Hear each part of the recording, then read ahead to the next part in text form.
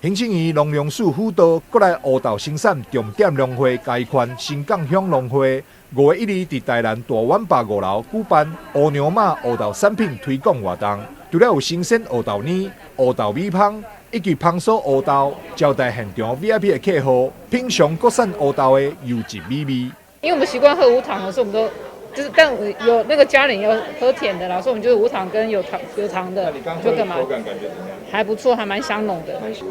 顺口，很顺口。对，喝起来很好喝。新港农会甲在地农民客座生产的乌豆，不但品质优良，而且拢有通过产销履历，健康安全有保障。就连农粮署南区分署长罗振中也特别出名推荐。它的黑豆在台湾是相当有名的，不管是说在它的那个生产的过程哈，或者是说它后面的这些加工，对这个产品的风味都能够保存，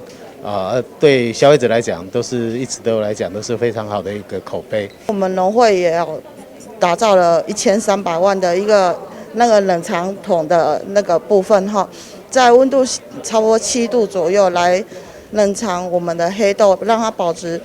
它的新鲜的状态。我们在5月11号之前在我们 VIP 室，我们也提供了一个旗舰的限量的饮品包含了黑娘妈的一个黑豆茶以及凤酒甜蜜蜜的一个凤梨醋给我们的贵宾来选用。那贵宾如果饮用了非常满意，我们现场也有销售，也欢迎参观选购。农粮署南区分署今年辅导新港农会积极甲知名百货饭店集团、茶饮连锁、食品大厂合作。要将新港农会出产的优质乌豆产品推广给寡济国人，民众为即马开始到5月11之前，才前往台南大湾坝5楼贵宾厅，就当品尝到新鲜好食又够健康的乌豆相关产品。台南新闻张硕维采访报道。